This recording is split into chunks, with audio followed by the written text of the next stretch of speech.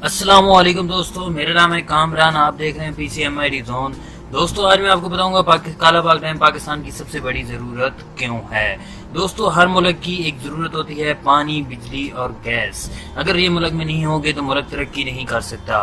तो पाकिस्तान की भी तरक्की के लिए जरूरी है पाकिस्तान में डैम, और खास तौर पे ना सिर्फ इसी से जरूरी है बल्कि इंटरनेशनल तौर पर एक अल्टीमेटम जारी हुआ है कि 2025 तक पाकिस्तान के अंदर पानी की किल्लत हो जाएगी अगर पाकिस्तान डैम नहीं बनाता तो इसके लिए भी जरूरी है काला बाग डैम। तो दोस्तों काला बाग डैम को कब स्टार्ट किया गया था और ये प्रोजेक्ट क्या है, आज इस वीडियो में बताऊंगा मैं आपको।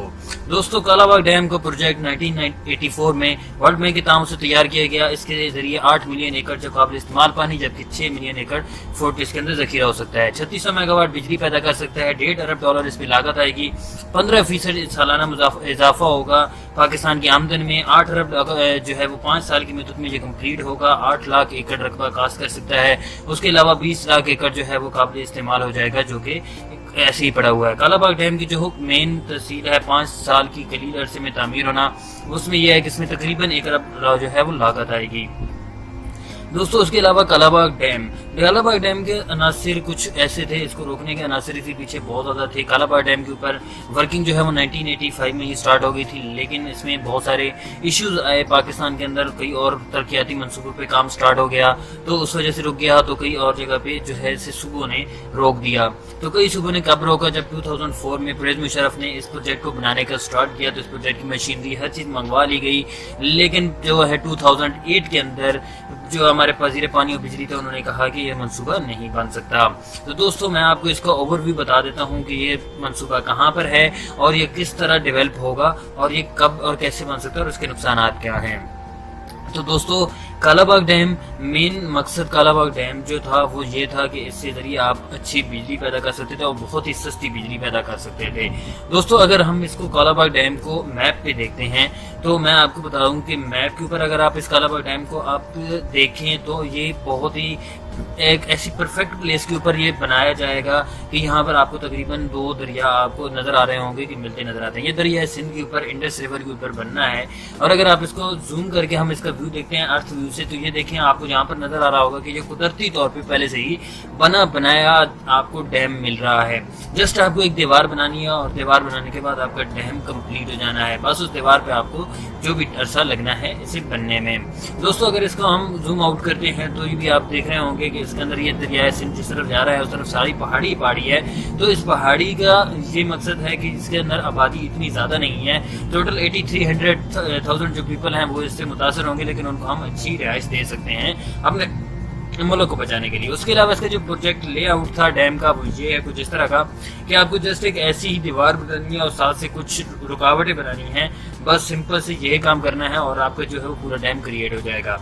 दोस्तों डैम को बनाने के पीछे तो अनासिर थे ही सही के अच्छे थे, पाकिस्तान के मुफाद के लिए थे, लेकिन इसके पीछे कुछ गैर अनासिर भी थे, गैर कुव्वती भी थी जो पाकिस्तान के अंदर डैम नहीं बनाना चाहती। तो कुछ ऐसे ही था कि इस डैम की ऊंचाई जो है वो तकरीबन 930 फुट रखी गई है। आपको तस्वीर के अंदर भी नजर, अगर इस हम ऊंचाई को ज्यादा बढ़ाते हैं इंजीनियर्स के मुताबिक तो फिर खैबर पख्तूनख्वा को इसके अंदर नुकसान हो सकता है। कुछ इसी वजह से खैबर पख्तूनख्वा ने इसके खिलाफ एक आवाज उठाई थी कि खैबर जो काला बाग डैम है वो ना बने, क्योंकि इस वजह से हमारी जो है वो कई इलाके डूब जाएंगे इस के पानी में जो झील बनेगी उसके थ्रू।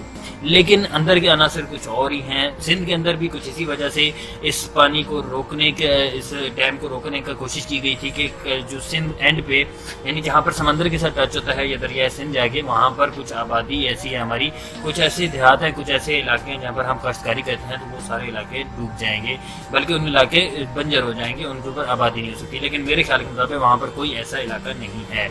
लेकिन ये कुछ कुव्वतें थी, लेकिन अंदर की बात कुछ इस तरह की थी। खैबर पख्तूनख्वा कुछ इस वजह से खिलाफ था पाकिस्तान के, क्योंकि खैबर पख्तूनख्वा की झील जो है वो खैबर पख्तूनख्वा में, जबकि डैम जो है पंजाब के अंदर बन रहा था, तो बिजली जितना भी फायदा था वो पंजाब को होने वाला था, ना कि खैबर पख्तूनख्वा को। तो कुछ ऐसी वजह भी हो सकती है खैबर पख्तूनख्वा की कि वो इस डैम को बनने से रोक सकता था। दोस्तों इस डैम की जो मेन और अच्छी चीज़ है वो ये है कि इसके ऊपर प्रोड्यूस होने वाली बिजली सिर्फ आपको 2.5 रुपये फी यूनिट के हिसाब से पड़ती है, जबकि आज के दौर में हमारी जो बिजली मिल रही है वो 14 रुपये फी यूनिट के हिसाब से है। तो दोस्तों बहुत ही सस्ती बिजली बनाने वाला डैम है। तो हमें इस डैम को बना के मुल्क को बचाना है نہ صرف ملک کو بچانا ہے بلکہ ملک کے اندر ہونے والی وہ ساری غیر قوتیں جو کہ ہم اس ملک کے اندر ڈیموں کو نہیں بننے دے سکتی، نہیں چاہتی کہ اس ملک میں ڈیم بنے، ان کو بھی روکنا ہے۔ تو دوستو آپ اٹھیں ہمارے ساتھ، اس ویڈیو کو شیئر کریں اپنے دوستوں کے ساتھ اور بن جائیں ہماری اس ہمت کا، ہماری جذبے کا حصہ اس ملک کے اندر ڈیم بنانے کا۔ تو کہیں بھی #ڈیم بناؤ ملک بچاؤ لکھنا نہ بھولیے گا۔ Thank you for watching.